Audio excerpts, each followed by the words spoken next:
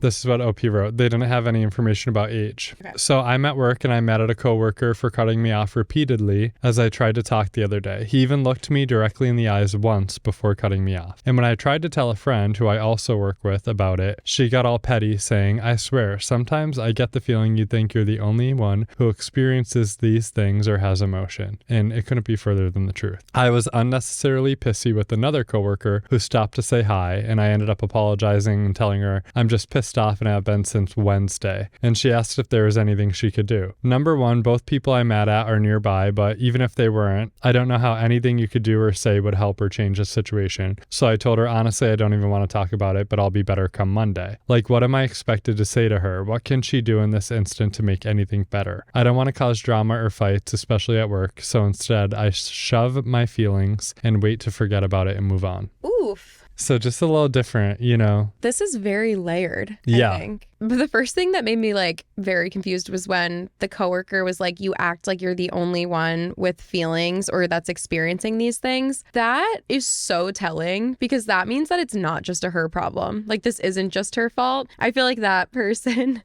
who's being like, you're not the only one experiencing this. Like, why are you acting like that? Like, it's like you're almost there. Like you almost have the point. Mm-hmm. But the point is that we're all experiencing this negative thing and none of us should be, you know? Right. It's not that we should all suffer because you're not that special. It's that this is a problem and we all need to fix it. So that's an issue in itself. And maybe that's the person they talk to first. And they're like, okay, well, you seem like you're experiencing this. What's your experience? And then maybe then you seek outside help. What's your opinion on that part of it? Yeah, no, I agree with that too. And I mean, like in some ways it could almost be like gaslighting, you know what I mean? And in like an office, I've never worked in an office. Obviously, I work in a school primarily full time, but like it could get like very, you know, toxic in some schools. Like I've worked in schools where it's just like everyone is miserable because everyone is, it's like a dog eat dog world almost, you know, and it doesn't have to be that way. If someone's like kind of confiding in you and being like, you know, I'm not having a good day, rather than being like, oh, you're not the only one not having a good day, be like, yeah, my day sucks too. Like, let's talk about it. Like, yeah, like this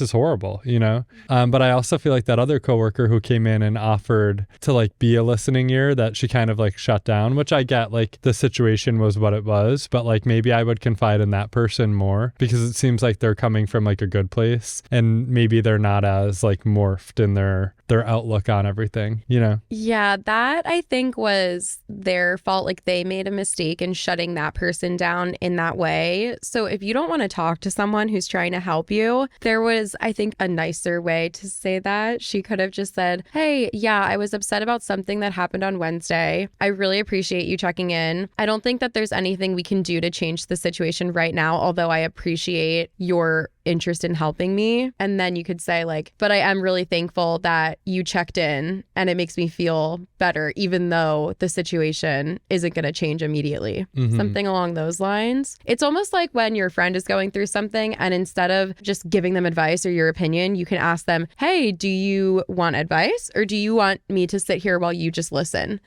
It seemed like the coworker was like offering her that and she's like, well, you can't change it. It's like, well, she's trying to be there for you. So you don't need to completely shut her out in a mean way. And if you don't want to talk to her and if you do want to shut her out, at least say it in a nice way. Yeah, no, I agree with that. And I think too, like at work, it could feel like you're drowning, you know, a lot of times. So I could understand why she said it the way that she did. I feel like I've probably said that other times too. But depending on your relationship with that coworker, there have been things where like things have come up at work and, you know, I'm talking or confiding in one coworker that I feel like could be helpful in the situation. And then later on in like the night, I am like still kind of grappling with it and like I'll reach out and be like, hey, like again, I really appreciate today. Like, sorry, I just like it was a lot for me. And like I think I have an approach that like I think will be better for the situation and like here's what I'm gonna do. We could talk about it tomorrow. Just sit on it. You know what I mean?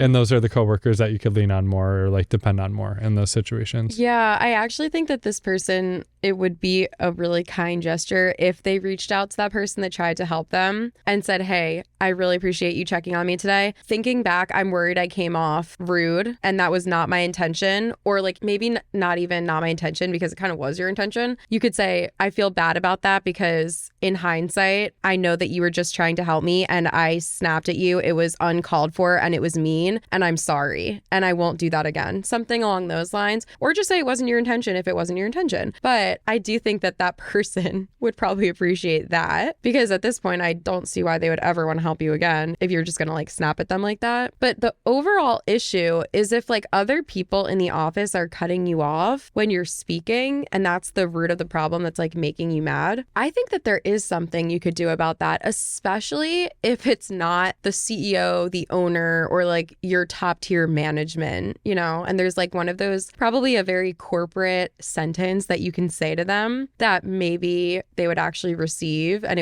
it could actually go well. So you actually could probably solve this problem. If it's just other people on the same level as you, do you ever see those TikToks that are like, how do I say this in corporate talk? Mm-hmm. This is like a perfect example of one of those things, because if it's just a coworker, you could just go to that coworker and say, hey, I realized there was a few times in the meeting where you cut me off. Is there a reason for that? And then see what they say. Or if you don't feel comfortable doing that, you can go to your manager and say, every time I speak in this meeting, this person cuts me off. Is there anyone who could talk to them? Or are there some ground rules that we could set in our meetings that we all have to abide by to respect other people when they're speaking? Yeah. See where it goes from there. Yeah, I think so too. And even just saying like, hey, I really value your input in these meetings and things that you have to offer. But I feel like when I am trying to offer my insight on certain things, it's not being received as well because I don't have the chance to say things that I want, and everyone deserves like a seat at the table in these conversations. And I feel like I'm a valuable team member, but I'm not able to show that because I'm getting cut off. So like, I'd really appreciate it if you just let me kind of do my thing just as I'm allowing you to do your thing too. I have a friend too who is dealing with the situation at work where there's another colleague of hers that kind of talks to her like in baby talk. To like imitate or mimic her. You're kidding. So she'll come in and say like, what time is, this meeting over? And they'll like repeat it back to her and be like, what time's this meeting over? Is it a like, man and like or a woman? A man of towards a woman, of course. Yeah. And like a Valley Girl accent or whatever, you know what I mean? And I told her like, that's actually kind of like an issue that I feel like needs to be addressed. Yes. And I said to her, I was like, I would say to him first, but if you feel like it's not received and like he's still doing it, like when you tell him, I'd be like, that doesn't make me feel good. There are other people around us that, aren't going to respect me as they should because they see you disrespecting me in that way. And I was like, if he's not receptive to that, then like, that's when I think that you need to go to the higher ups. Like in some ways, it's like a form of harassment. Yes. You know what I mean? And I don't know. I just feel like a lot of men especially get away with kind of like the little snide remarks at work and like doing this or that. And it's like not okay. I agree. So, and like, it can't be like the drama in the workplace and like women are blah, blah, blah. Like that's not it, No, not at all. Like there are certain situations where it's a power struggle and dynamic. And I feel like women, I mean, obviously I'm not a woman, I can't speak to this, but I hear experiences of friends of mine and you know what I mean? Like siblings that have dealt with that at work. And it's nothing other than a power struggle between a man and a woman. You know what I mean? And yes. We see that so much. And that's why it's important to be able to do that, because obviously there's like laws in place and things like that. But we also know that how the world is, right? It's like the good old boys club still. And it shouldn't be that way, but it is. So that's why in some ways you have to be your own advocate, which is unfair completely. But I feel like these are the situations where you do have to speak up for yourself and not allow yourself to be gaslit by the people that are doing these things,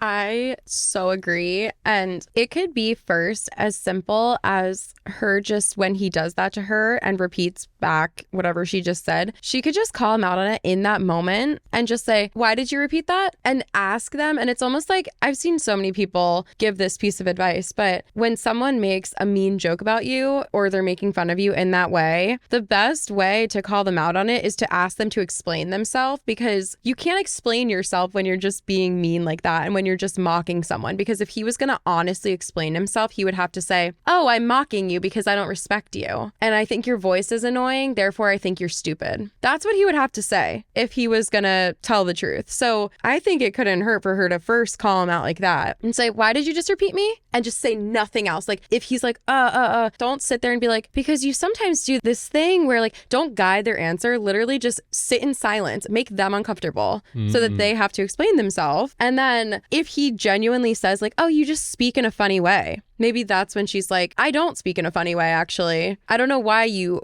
are interpreting my natural voice as me speaking in a funny way, but it's very disrespectful and plain out rude and mean to insult my voice in that way. The way that I speak and pronounce words has nothing to do with my intelligence, and it has nothing to do with how much you should respect me. And then if that doesn't work, yeah, go to higher ups right now. But I think that it would really like scare the guy if he was called out. That's great advice. I didn't even think about that. I think that's so smart. That makes me so mad.